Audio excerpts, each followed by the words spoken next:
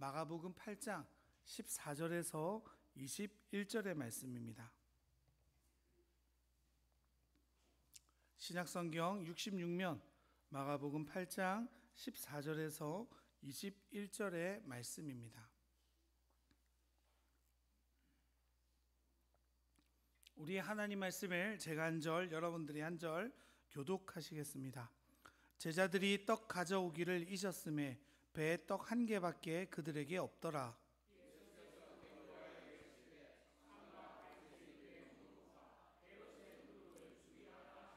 제자들이 서로 수군거리기를 이는 우리에게 떡이 없음이로다 하거늘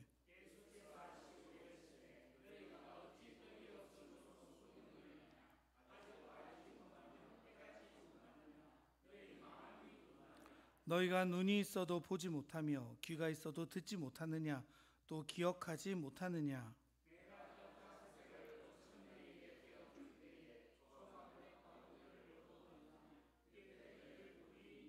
또 7개를 4,000명에게 떼어줄 때에 조각 몇 광주리를 거두었더냐 이르되 7이니이다. 이르시되 아직도 깨닫지 못하느냐 하시니라. 아멘. 할렐루야. 오늘도 주님 앞에 나오신 우리 명화의 성도 여러분 환영하고 축복합니다. 우리 앞뒤 자로 인사 나누실까요? 사랑합니다. 축복합니다. 인사 나누시죠. 네, 우리 방금 성찬식 하나님 앞에 드렸는데요. 성찬은 눈에 보이는 복음이라는 별명을 가지고 있습니다. 예수님의 십자가 죽음을 기억하며 떡과 잔을 나누는 예식이죠. 그래서 눈에 보이는 복음 혹은 입으로 먹는 말씀이라고 표현하고 있습니다. 성찬식 할 때마다 막 감동이 몰려오지 않으십니까? 대답이 없으시네요. 작년에 이제 저희 아이들 같이 성찬에 참여했잖아요. 올해도 했지만 작년에 저희 막내가 이렇게 다 같이 잔을 듭시다 탁 마시더니 이렇게 해서 굉장히 당황한 기억이 있습니다. 여러분 어떠신가요? 우리가 날마다 주님의 죽으심과 부활하심을 뒤에 계신 한 분이 막 이렇게 터시는데 하온이가 그랬다고요? 이렇게 털었대요. 네, 지겹네요 진짜. 여러분 우리가 말씀을 또 하나님 앞에 성찬을 주님의 죽으심과 부활하심을 날마다 고백하지만 우리 금방 잊어버리죠. 또 한 주간 고난 주간 동안 예수님의 십자가를 묵상해야지라고 말하지만 우리는 곧 세상 가운데 주님을 잃어버리기 일쑤입니다. 좀 전에 제가 저희 아들을 향해서 지겹다 정말 했지만 이게 사실 우리의 모습이죠. 그 말 언제 제일 많이 하세요? 지겹다 지겨워. 남편한테 제일 많이 하시는 말씀 아닙니까? 우리 교회는 안 그런가 보네요. 죽어도 변하지 않는 남편을 보면서 몇십 년을 살아도 여전히 양말을 뒤집어서 빨래통에 넣는 남편을 보면서 아이고 지겨워 진짜 이렇게 하는 우리들의 모습이 있죠. 왜 그렇게 말해요? 좀 변해줬으면 좋겠는데 도무지 변하지 않는 그들을 향해 우리는 어려워하고 힘들어함이 나타나는 거죠. 사실 오늘 본문에 나타나는 우리 제자들의 모습이 그런 겁니다. 우리 지난주 살펴보았지만 예수님께 바리새인들이 와 요청하지 않습니까? 하늘로부터 오는 표적을 보여달라라는 요청이었습니다. 주님은 그들의 요청을 뒤로하고 다시 배에 오르셨습니다. 우리가 마가복음 계속 살펴보면서 알 수 있지만 예수님께서 급히 배를 타고 떠나시는 것들은 무엇입니까? 분명한 목적이 있음을 우리는 종종 보았습니다. 또 그렇게 주님은 욕망에 찌들고 예수님을 이용하려는 그들을 데리고 황급히 배에 올라 그들에게서 멀리 떨어지기를 원하시는 거죠. 그런데요, 그렇게 배에 황급하게 타다 보니까 작은 문제가 하나 생겼습니다. 그게 뭡니까? 우리 14절 읽어볼까요? 제자들이 떡 가져오기를 잊었음에 배에 떡 한 개밖에 그들에게 없더라. 배를 탔는데 떡이 몇 개 있었다고요? 한 개. 여러분 이 문제가 심각한 문제일까요? 아니에요. 너무 작은 문제죠. 그 조금 굶으면 어떻습니까? 난 죽어도 못 굶어 해도 우리 주님이 앞서 보여주신 놀라운 기적들이 있지 않습니까? 5,000명, 4,000명 먹이셨는데요. 그 열 몇 명 되는 사람의 음식을 먹이지 못할 뿐이 아니시죠. 빵 하나면 사실 그들에게 있어서 충분한 문제입니다. 그런 상황 속에 처한 그들 가운데 주님은 또 제자들에게 말씀하십니다. 우리 15절 읽어볼까요? 15절입니다. 예수께서 경고하여 이르시되 삼가 바리새인들의 누룩과 헤롯의 누룩을 주의하라 하시니. 일도 종종 있었던 일이죠. 예수님께서는 제자들과 따로 남으셨을 때 제자들에게 비유를 알려주시거나 하나님의 나라의 비밀을 알려주신 일들이 종종 있었습니다. 그렇게 또 배 위에 올라 바리새인들과 멀어진 그들에게 주님은 그 앞서 있었던 바리새인의 예를 들며 그들의 누룩을 조심하라라고 제자들에게 알려주시는 거죠. 그럼 여러분, 바리새인과 헤롯의 누룩이 무엇입니까? 누룩이 뭐예요, 여러분? 빵을 이렇게 부풀리는 효소가 누룩이잖아요. 이스라엘 사람들은요, 유교절이 지나고 무교절 기간 동안 누룩이 들어있는 빵은 먹지 않았습니다. 왜냐하면 이 누룩이 땅의 본질을 부풀리고 변형시키는 성질을 가졌기 때문이죠. 그들에게 있어서 그 떡을 먹는다는 건 어떤 의미였어요? 주님이 우리의 생명의 떡이야 라는 의미였죠. 그 본질이 훼손되는 걸 원치 않았기 때문에 이스라엘 백성들은 누룩이 들어있지 않은 빵을 먹음으로 무교절을 보내왔습니다. 그러면 오늘 주님은요, 바리새인과 헤롯의 누룩을 주의하라 라고 그들에게 말씀하십니다. 그게 뭡니까? 바리새인들은요, 엄격한 율법주의자였죠. 전통을 지키는 게 무엇보다 중요한 사람들이었습니다. 바리새라는 뜻 자체가 이전에 말씀드렸지만 구별된 자라는 뜻이잖아요. 그들은요, 스스로 거룩하다라고 믿고 스스로 구별된 자라고 믿어 살아가던 자들이었습니다. 아무도 그들을 향해서 당신이 거룩해요 라고 말해주지 않은 거예요. 내가 거룩한 사람이야 라고 스스로 명령하고 스스로 살아가며 그것을 자신의 자랑으로 삼았던 사람들이 바로 바리새인인 겁니다. 그래서 그들은 그런 교만한 마음을 가지고 스스로 세운 전통을 가지고 그 기준에 떨어지는 사람들을 재단하고 평가하고 정죄하는 일들을 해왔었죠. 그들은 거룩한 것과 부정한 것, 악한 것과 죄인, 의로운 것, 유대인과 이방인, 남자와 여자로 나누는 일들을 했습니다. 그렇게 나눔으로써 그들은요, 자신들이 더욱 특별한 위치 가운데 있는 자다라고 스스로 만족하며 살아왔던 자들이죠. 그렇게 어떻습니까? 그렇게 나눌 수 있는 조항들이 구체적이고 많아질수록 사람들이 지키기 점점 어려운 규칙들을 세워감으로 자신들이 더욱 특별한 존재가 된다고 믿었던 거죠. 그럼 반대의 경우는 어떻습니까? 다른 이들은 어때요? 지키지 못하는 이들은요, 비난의 대상이 되는 겁니다. 차별을 두게 되는 거죠. 그리고 더욱 내가 돋보이도록 내가 세운 전통들의 목이 메어 정작 원래의 마음을 잊어버리고 마는 거죠. 그리고 그런 행위가 더욱 돋보이도록, 그래서 결국 내가 가진 그 권력과 기득권을 유지하는 방식으로 살아가는 것이 바리새인들의 방식입니다. 우리 지난주에도 봤잖아요. 그들이 예수님께 요구했던 하늘로부터 오는 표적이 결국 뭐였습니까? 사람들의 전통을 지키는 방식이었죠. 그러므로 메시아가 자신들의 방식에 따라주고 자신들의 옳음을 증명하는 방식으로 오기를 원하는 것이 하늘로부터 오는 표적을 구하는 것이라고 말씀드렸어요. 그게 뭐예요, 여러분?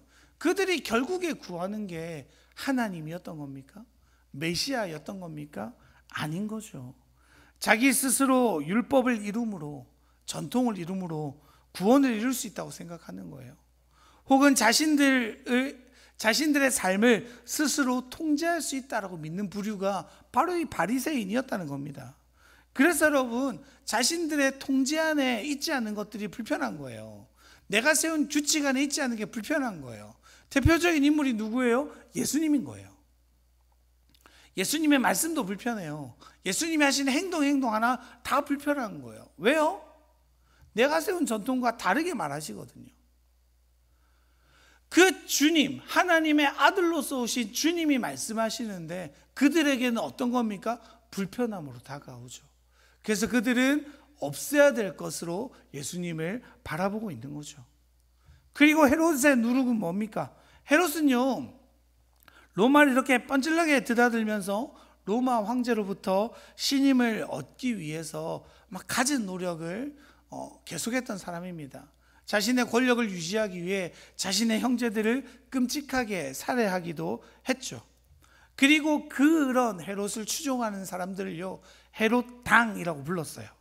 헤롯 가문의 권력에 아첨하며 그 건세의 길에 같이 이득을 누렸던 사람들을 헤롯당이라고 했던 겁니다. 그들에게는 메시아도 필요 없는 거예요.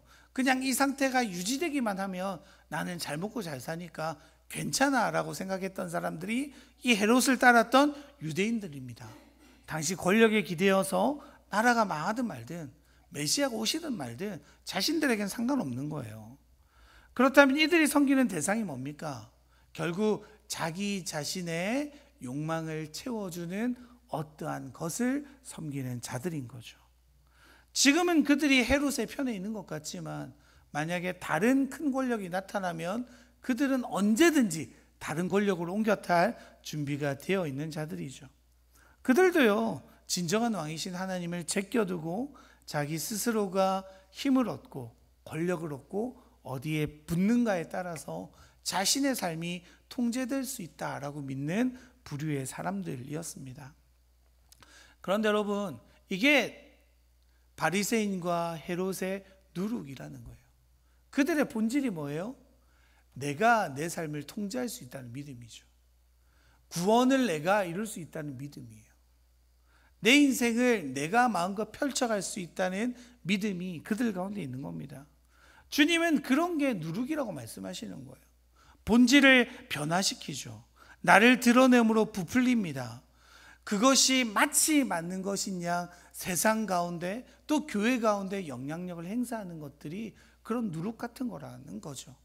교회도 그럴 때가 얼마나 많이 있습니까? 교회 공동체로 거룩하게 서가야 함에도 불구하고요, 우리는 세상의 누룩에 너무 많이 전염되어져 있죠. 세상의 가치와 추구가 교회의 가치와 추구가 되어지고, 세상이 추구하는 바가 우리가 쫓아가야 하는 삶인 것처럼 하나님 안에서가 아니라 사람에게 힘을 얻기 위해 교회를 다니는 우리의 모습들이 우리가 얼마나 많이 있습니까? 여러분, 질문 하나 해볼까요? 세상에서 가장 불쌍한 사람은요, 한국에 있는 거지겠습니까? 소말리아에 사는 거지겠습니까? 누가 더 불행하다고 생각하세요? 한국에 있는 거지가 더 불행할 거예요. 왜냐하면 소말리아는 어때요? 나도 거지인데 내 옆도 거지예요. 어지간하면 다 거지예요. 한 마을이 다 가난하잖아요. 그러니까요, 막 비교하고 자시고가 없어요. 그냥 한 끼 먹으면 감사하죠. 근데 우리나라의 거지들은 어때요? 왜 불평하고 왜 스스로가 행복하지 못하다고 누리는 겁니까? 저 사람은 너무 잘 살거든요. 저 사람은 좋은 차, 좋은 집, 좋은 옷, 좋은 가방, 좋은 시계, 또 좋은 거 뭐 있습니까, 여러분? 뭐 이런 거 하고 다니죠. 그런 것들이 비교되면서 스스로를 보잘것없는 사람이라고 느끼게 만드는 게 우리에게 더 큰 불행을 가져다 준다는 겁니다. 우리 전 세계 인구가 80%잖아요. 여기에 절대 빈곤 인구가 11억 명이나 된대요. 그러니까 오늘 먹을 게 없어서 죽을까 말까 하는 사람이 전 세계적으로 18%. 우리나라에 여기에 해당하는 사람이 있을까요? 없어요, 여러분. 그런데 우리는 어떻습니까?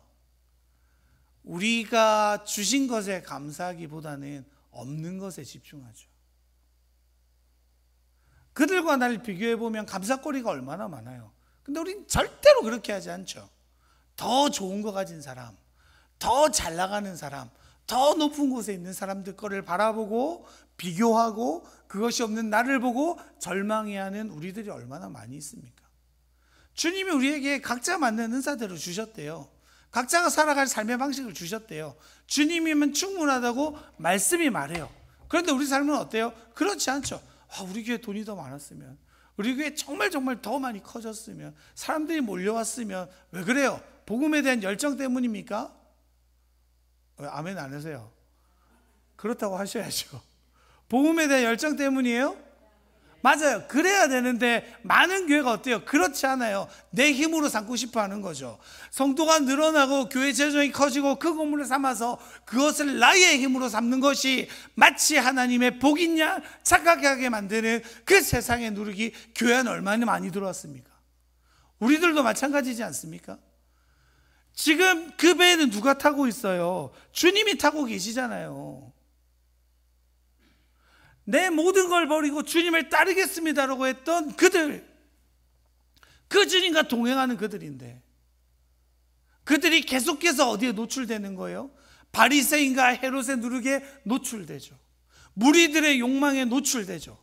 그래서 주님은 계속 그들을 데리고 배를 타고 한적한 곳으로 멀리 그들을 피해 가시는 겁니다. 여러분, 그런 바리새인과 헤롯의 누룩을 가진 자들의 특징이 뭐라고요? 자신의 문제의 해결자가 자신이란 믿음이죠. 내 인생에 내가 설정한 방향대로 이끌어져 가야지만 마치 성공한 삶인 양 나를 포장해 가는 거죠. 그래서 주님은 그들을 제자들과 분리시켜 놓으시려 배를 타고 멀리 떠나십니다. 그런데 문제가 있죠. 제자들은요, 이미 그 누룩에 전염되고 말았습니다. 영향을 받아버렸죠. 왜요? 16절 같이 한번 읽어볼까요? 제자들이 서로 수근거리기를 이는 우리에게 떡이 없음이로라 하거늘. 여러분, 예수님이 지금 누구 얘기하세요? 야, 바리새인 조심해, 헤롯 조심해, 그들의 사상을 따라가면 안 돼, 그들의 가치를 따라가면 안 돼 라고 말씀하시는 거잖아요. 근데 지금 이 제자들은 그 얘기를 듣고 뭐라 하는 거예요? 누룩 이야기 딱 듣자마자 그들이 떠올리는 건 뭡니까? 빵! 우리가 빵 하나밖에 안 들고 가지고 지금 그걸로 주님 혼내고 계신가 보다. 빵을 챙겼어야 되는데 예수님 배고프신가 봐. 이런 얘기 지금 하고 있는 거예요, 여러분. 그들이 어떻습니까? 자기 상황에서 말씀을 이해하고 있는 거죠. 자기 듣고 싶은 대로 듣고요, 자기 듣고 싶은 대로 적용하고 있는 거예요.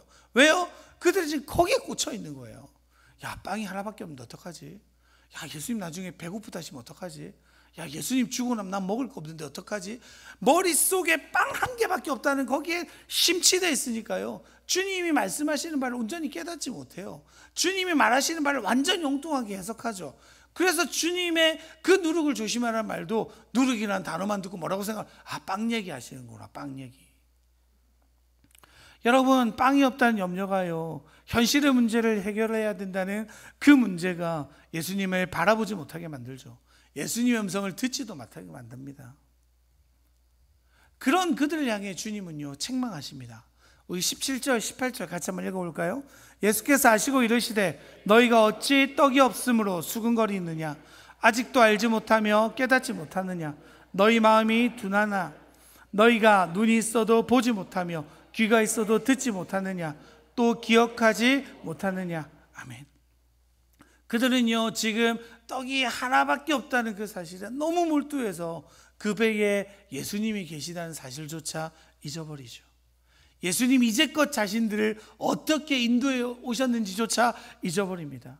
여러분, 주님이 어떤 분이셨습니까? 전능하신 분이시죠. 긍휼이 많으신 분이시죠. 그래서 무리들을 내버려 두지 않고 사랑으로 먹이셨던 분 아니십니까? 고치셨던 분 아니십니까? 회복시켰던 분이 그 주님 아니십니까? 모든 문제의 해결자가 지금 자신의 배에 함께 타고 있지 않습니까? 그런데 그들은 어때요? 그 주님을 바라보지 못하고 있는 거예요. 이 문제는 내가 해결해야 돼.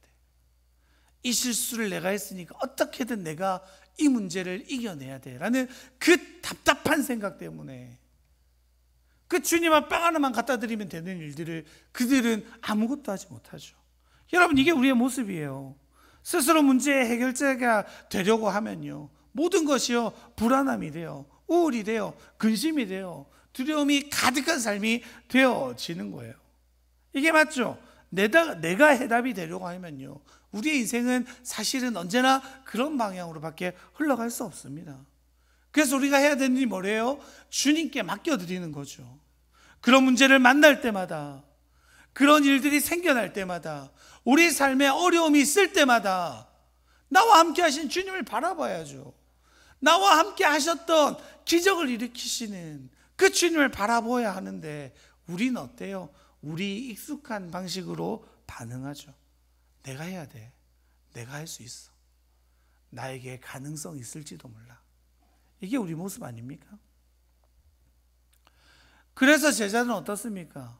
그 빵 하나의 문제를 해결하기 위해 또 자신이 해결할 수 없음에 절망하며 예수님이 이제껏 해오셨던 일도 잊어버리죠. 주님이 말씀하시잖아요. 아직도 깨닫지 못하고, 아직도 알지 못하고, 아직도 마음이 둔한 제자들이라고요. 그들의 문제가 그들의 눈을 가려버렸습니다. 그들이 듣지 못하게 만들어버렸습니다. 그들의 기억조차 없애버리는 것이 그들의 염려였잖아요. 그들이 봤잖아요. 얼마 되지도 않았어요. 5병 이후로 5,000명을 먹이셨죠. 7병 이후로 4,000명을 먹이시는 현장 가운데 그들이 함께 있었어요. 다 보고 다 들었어요. 그럼에도 그들은 지금 어떻습니까? 듣지 못하는 자예요. 보지 못하는 자죠. 깨닫지 못하는 자로 살아가는 겁니다. 그런 사람들 향해 주님 뭐라고 말씀하시는 거예요? 아우, 지겹다, 지겨워. 사실 오늘 제목이 조금 이렇게 지었어요. 지겹다, 지겨워. 제가 설교 준비하고 본문을 읽는데요, 또 이 본문인 거예요. 또 제자들이 깨닫지 못하고 주님 책망하시고, 제 입에서 실제로 나온 말이에요. 본문을 딱 읽자, 아우, 제자들 지겹다, 지겨워. 근데 여러분, 주님은 오죽하셨겠습니까? 그리고 그 제자들이요, 저는 생각하기로 저보다 제자들이 좀 더 나았을 것 같아요. 제자들의 헌신이 어땠어요, 여러분? 가진 거 다 버렸어요. 배도 버렸어요. 그물도 버렸어요. 자신의 생계를 내팽개치고 주님을 쫓았던 그들이에요, 여러분. 여기 계신 우리들 그렇게 하시는 분 계십니까? 없어요. 우린 계속 우리 거 쥐고 주님 따라가고 싶잖아요. 그런 삶을 살아가잖아요. 다 포기하고 주님을 따라갔던 그들조차 어때요? 문제를 만나니까요, 주님을 잊어버려요. 내 문제 해결이 내게 있다고 믿어요. 그럼 우리는 오죽하겠냐고요. 이렇게 고집스러운 방식으로, 이렇게 내가 살아온 삶의 방식으로 문제를 해결해 가려고 합니다. 그러니까 공동체에도 문제가 생기죠. 여러분, 우리가 교회 안에서 다툰 이유가 뭡니까? 두 가지 다른 상황 때문에 싸워요? 아니죠. 똑같은 걸 보고 다르게 해석하면서 싸우게 되죠. 저희 오늘 새벽에 민수기 13장 함께 살펴봤는데요, 가나안 땅을 점탐하던 12점탐꾼의 이야기가 오늘 새벽의 말씀이었습니다. 여러분, 하나님의 약속의 땅을 바라보잖아요. 그걸 딱 바라보는데 10명의 정탐꾼들이 뭐라고 말합니까? 12명의 모든 정탐꾼들이 뭐라고 그래? 야, 너무 살기 좋다, 야. 포도를 가지를 끊어왔는데 두 사람이 어깨에 메고 올 만큼 과일이 크고 풍성하더라. 그런데 10명은 어떻게 바랍니까? 문제가 있는데 사람도 크더라요. 그러니까 우리는 저 사람들 앞에 서면 메뚜기밖에 안 돼. 못 갑니다. 그런데 나머지 2명은요, 무슨 말이야, 저렇게 살기 좋고 커다란 땅 주님 우리한테 주신 자잖아. 가기만 하면 우리 땅이야, 그 땅이야, 그 땅으로 가자라고 말해요. 여러분, 같은 상황이에요. 살기 좋은 땅이죠. 사람도 커요. 싸움도 잘하는 것 같아요. 그런데 10명은 어때요? 상황을 보고 그 현실에 주저앉아 버리죠. 두 사람은요, 그 상황 속에서 역사하시는 하나님의 계획을 바라보고 걸어가기로 결정하는 거죠. 우리들도 그렇습니다. 똑같은 사실을 놓고 완전히 다르게 이해하죠. 내 주장, 내 생각이 다 옳은 것처럼 주장하다 보니 싸우잖아요. 다투잖아요. 사실 그것만큼 안타까운 일이 없습니다. 공동체는 어때요? 서로에게 겸손히 귀 기울일 줄 알아야죠. 때로 내 생각과 안 맞더라도 좀 기다릴 수 있어야 돼요. 그게 공동체예요. 그런 사람들의 더 큰 문제가 뭐예요? 내 고집이 점점 강해지면 뭐예요? 하나님 말도 안 듣게 되죠. 내 생각이 하나님의 생각보다 옳아지게 되어지기 때문입니다. 여러분, 그러면 답이 없는 거예요. 그런데 그런 일들이 내 안에서 얼마나 자주 일어나고 있습니까? 모자람에, 부족함에 빠져서 내 인생의 배에 누가 함께 계셨다는 사실을 곧 잊어버리죠. 그 배에는 떡이 한 개밖에 없습니다. 그 말이 맞죠. 그런데 그 배에 진정한 떡이 계시죠. 누굽니까? 예수 그리스도요. 생명의 떡이신 예수님이 그 배에 함께 타고 계시다는 사실을 그들이 잊어버리죠. 사실 그들이 탄 배 안에는요, 배부르게 먹고도 남을 만큼의 떡이 존재하죠. 5,000명을 먹고 몇 강주리가 남았습니까? 12강주리요. 4,000명이 먹고도 몇 강주리가 남았나요? 7강주리요. 완전하게 그들은 풍성함을 누렸습니다. 완벽하게 그들은 풍족함 가운데 거했습니다. 누구 때문에요? 예수님 때문에요. 그들이 바라보아야 할 것은요, 나의 결핍을 가져다 줄 그 빵이 아니라 이 빵으로 나를 풍족하게 하실 그 예수님을 바라보는 것이 그들에게 있어서 먼저였어야죠. 영원한 생명의 떡이신 예수님이 그들 곁에 계시었기 때문에 그들은 사실 두려워할 필요가 없었던 거죠. 그런데 어떻습니까? 그렇게 말씀하셔도, 보여주셔도, 경험케 하셔도 변하지 않는 제자들과 우리들을 위해 이 땅은 주님이 오셨습니다. 참 생명의 떡으로 우리를 살리시기 위해 십자가로 걸어가시는 분이 바로 주님이시죠. 그리고 그 주님을 신뢰하는 것이요, 우리가 살 수 있는 방법입니다. 우리는 여전히 그 문제를 내가지고, 현실을 내가지고 내가 원하는 방향으로 배의 키를 잡고 아등바등하고 있는 우리에게 주님은 오시죠. 오늘도 그렇죠. 종려주일입니다. 주님은 예루살렘으로 들어가세요. 많은 백성들이 종려나무 가지를 흔들며 호산나 다윗의 왕이요, 우리를 구원한 메시아요, 이제 저 예수님이 예루살렘 상으로 들어오시기만 하면 우리는 로마로부터 독립될 거야. 먹고 사는 문제가 해결될 거야. 예수님 옆에 있는 나는 큰 자리에 올라설 거야. 이런 기대감으로 들어가는 건 아닙니까? 그런 기대로 주님을 막 따라다니며 흔들며 자신의 옷을 벗어가며 주님이 걸어가실 길을 막 깔아내죠. 그런데 여러분, 주님이 예루살렘 성으로 걸어가는 길은 어디로 가는 거예요? 골고다 길로 가시는 거죠. 죽으러 가십니다. 왜요? 그 종려나무 가지를 흔들며 여전히 주님을 이해하지 못하고 깨닫지 못하는 그들을 위해서요. 주님이 나와 함께 하심에도 여전히 내 삶의 문제에 주인이 나인 양 살아가는 우리를 위해서요. 아무런 해결 없이 그저 세상을 살아가는, 그래서 소망을 잃어버린 그 사람들을 향해 주님은 십자가로 걸어가고 계십니다. 그리고 주님 말씀하시는 거죠. 그 십자가에서 주님께서 모든 것을 해결해 주심을요. 그 십자가를 바라보므로 우리는 주님의 살을 먹고 주님의 피를 취하는 자로, 영원한 생명을 누리는 자로 살아가게 되어집니다. 주님을 믿은 우리들은요, 동일한 원리로 살아가는 자들이죠. 우리 인생의 배에 주님이 오셨습니다. 믿으십니까? 그러면 우리 배의 키를 누구에게 드려야 되겠어요? 주님께 드려야죠. 주님께 맡겨드릴 때요, 우리는 우리가 생각하지 못했던 방향으로 우리를 인도하시는 하나님을 경험하게 될 거예요.